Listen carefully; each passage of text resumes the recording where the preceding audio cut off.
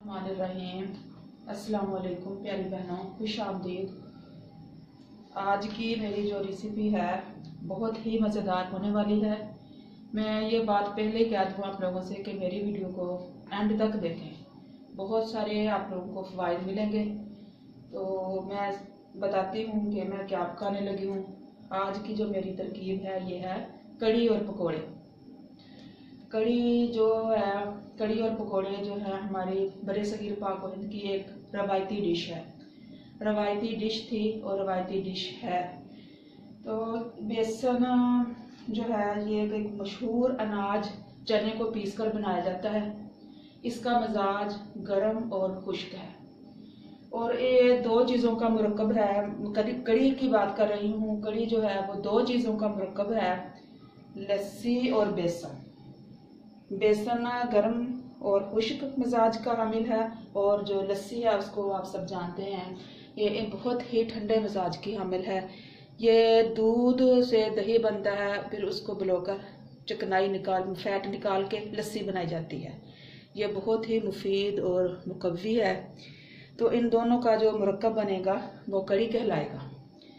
तो कड़ी बनाने के लिए ये मैंने सारी सामान रखा हुआ है। ये मेरे पास बेसन है, ये एक प्याली है। चाय वाली जो प्याली होती है वो फुल भरी हुई, ऊपर तक भरी हुई एक है, यानी इसका वजन एक पाव होगा। एक पाव बेसन में 2 लीटर लस्सी डालूंगी मैं। लस्सी जो है घर के खालिस दूध से तैयार की हुई है, खालिस लस्सी है, गाढ़ी लस्सी है। 2 लीटर लस्सी है और इसमें 2.25 लीटर या छोटा जग जो पानी का ये डलेगा। ये मैंने प्याज 2 अदद लेकर बारीक काट लिए हुए हैं। बड़े प्याज थे, 2 अदद हैं, ये बारीक काट लिए हैं। और ये जो गरम और ठंडी चीज़ मिलकर ये एक मोतदल चीज़ बन जाएगी, यानी बैलेंस्ड बन जाएगी, जो हमारे लिए सेहतमंद होगी। इसमें ये हमने गरम मसाले ज़्यादा डालने हैं क्योंकि ये फिर तासीर ठंडी हो जाएगी। लस्सी ने इसकी सारी जो गर्मी खुशी ख़त्म कर देनी है और इसकी तासीर जो कड़ी की है वो ठंडी बना देनी है। तो अदरक ज़्यादा डलता है। मेरी बहनों और बेटियों, दूसरे सालन की निस्बत अदरक और लहसुन का पेस्ट इसमें ज़्यादा डलता है। मैंने बड़े साइज़ का अदरक और काफ़ी सारे लहसुन के जो है डाले हैं। और सब्ज़ मिर्चें मैं बाकी सालों में सब्जियों में नहीं डालती, लेकिन एक कड़ी और साग जो है वो सब्ज़ मिर्चों के बगैर नहीं बनता। ये मैंने मिर्चें काट के रखी हुई हैं। ये खुश्क की हुई मेथी है जो कि एक अहम हिस्सा है कड़ी और पकोड़ों का। ये 1 कप इसमें कुकिंग ऑयल का डलेगा। तो ये बात होगी कड़ी की। फिर मैंने साथ ही सामान जो है वो पकोड़ों का भी तैयार करके रखा हुआ है। ये इसमें सब्ज़ मेथी है, आलू है 2 और 2 प्याज हैं, 3-4 पत्ते बस सिर्फ मैंने पालक के डाले हैं और प्याज डाला है। ये सामान है पकोड़ों का। और ये बेसन जो है ये पकोड़ों के लिए मैंने रखा हुआ है। ये अपनी मर्ज़ी है, जितना ज़्यादा बनाना चाहें तो ज़्यादा बेसन डाल लें, इसकी कोई तरकीब नहीं है कितना ही डालना है। तो पकोड़े बनाने का सामान तैयार करने से पहले मैं इसमें 2 चम्मच कुकिंग ऑयल के भी डालूंगी, जिससे पकोड़े बहुत ज़्यादा क्रिस्पी बनेंगे। तो ये तैयार करते हैं। फिर इसको बेसन को लस्सी में घोल लेना है। किसी बड़े बर्तन में डालूंगी देगची में, फिर इसमें मिक्स कर लेना, अच्छी तरह से लिक्विड घुल जाएगा। फिर साथ ही चूल्हा जला के ये भून लूँगी तड़का। तो फिर इसके बाद बातें और भी होंगी और साथ साथ कड़ी भी तैयार होगी। जी, ये मैं बताती चलूँ कि मैंने मिर्चें, नमक, मसाला जात कितना डाला है। 1 प्याली बेसन और 2 लीटर लस्सी के हिसाब से ये मैंने, ये जब मैं दिखा रही हूँ बड़ा चम्मच जो है ये मैंने भरकर फुल नमक का डाला है और सुरख पीसी हुई मिर्च का 1 चम्मच भरा हुआ, और फिर दाबड़ मिर्च जो है सुरख उसका भी 1 ही चम्मच डाला है क्योंकि इसमें ज़्यादा डलता है। और फिर है खुश्क धनिया पीसा हुआ, वो भी ये बड़ा चम्मच फुल डाला है।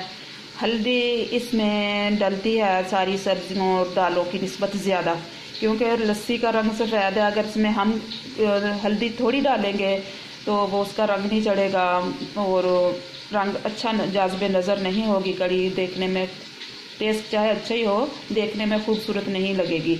और मैं इसमें सब धनिया वो डालूँगी सफ़ेद ज़ीरा, वो भी मैंने 1.5 चम्मच भर कर डाला है। वो साबुत ज़ीरा सफ़ेद डलेगा इसमें। नमक मिर्च मसाले घी में भूनने के बाद मैंने खुश्क मेथी भी डाल ली थी। जब वो भी भून गई, फिर मैंने जो पानी पे माइश करके रखा हुआ था वो डाल लिया है, और साबुत ज़ीरा, धनिया, खुश्क सारा कुछ डाल लिया। अब इस तरह बॉयल आने लग गया है पानी को, जब ये पक गया है पानी, अब वो वक्त है जब इसमें ये मैं मिक्सड लिक्विड डालूंगी, लस्सी और बेसन को। बेसन मैंने लस्सी में डाल के इस बलौनी के साथ अच्छी तरह से बलो लिया है, ये शक्ल बन गई है। अब इसको उठा के इसमें डाल दूंगी। बाज़ दफ़ा ऐसा होता है जब हम कड़ी बना रहे हों तो हमारी कड़ी बेकाबू हो जाती है, यानी इतना बॉयल आते हैं, इतने आते हैं कि वो हम बेबस हो जाते हैं। उसकी दो वजूहत हैं इतने बॉयल क्यों आते हैं। उसकी दो वजूहत हैं। नंबर 1, अगर कड़ी में नमक कम डले, ज़रूरत से कम डले तो कड़ी जो होती है बहुत फूलने लग जाती है। नंबर 2, अगर लस्सी बहुत ज़्यादा खट्टी हो, काफ़ी दिनों की पड़ी फ्रिज में हमारी खट्टी हुई हो, तो फिर भी कड़ी जो होती है वो बेकाबू हो जाती है। लस्सी ताज़ा हो या 1 दिन की रखी हुई हो तो फिर इतना इसको फूलती नहीं है, फिर हमें इसमें से निकाल के अब इसको बर्दाश्त करना पड़ता है, फिर जाके ये पकने लगती है। अब ये पकना शुरू हो गई है। मैंने ये मटेरियल बना लिया पकौड़ों का, साथ मैंने अब इसके साथ साथ पकौड़े बनाते जाना है। तो शुरू करते हैं पकौड़ों का काम।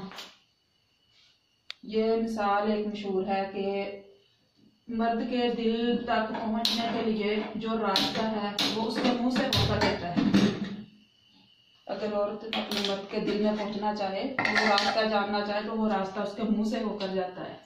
लेकिन औरत अगर किचन में मौजूद हो और गर्मी से तपी हुई हो, किचन की गर्मी, ऊपर से गर्मी का मौसम, और घर में से कोई आके उसके बर्दाश्त से बढ़कर कोई बात कर जाए किचन में आकर, तो ये मत भूलें कि वहाँ असला लैस होती है, वहाँ हर किस्म के हथियार मौजूद होते हैं, हर किस्म का हथियार होता है उसके पास। तो ये बात भी याद रखनी चाहिए।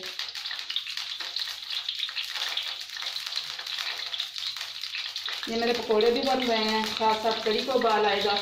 जब ये पकने लग जाएगी, इसका जोश ख़त्म हो जाएगा, तो इसने पकना शुरू हो जाना है, और साथ मेरे पकोड़े भी बन जाएंगे। तो फिर मैं आप लोगों से बाद में इसकी लुक दिखाऊंगी और मज़े मज़े की और भी बातें करेंगे हम।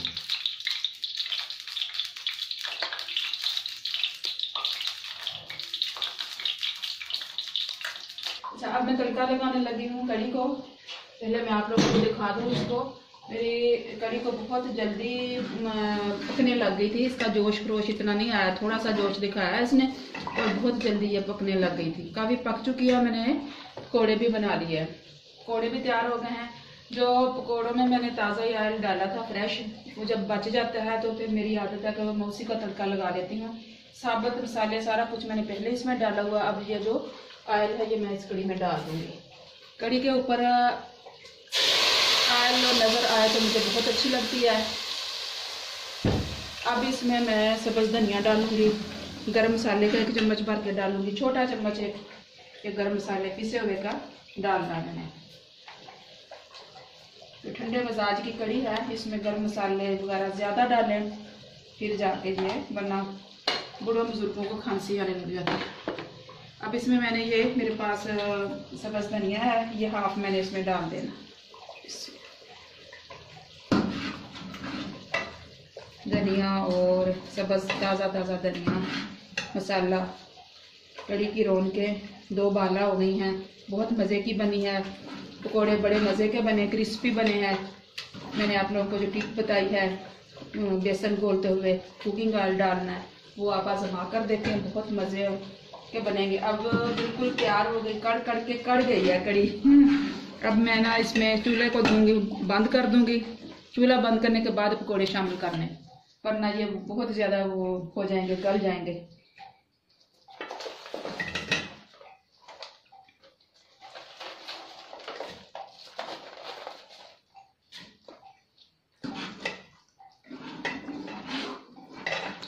माशाल्लाह से बहुत मज़े की है।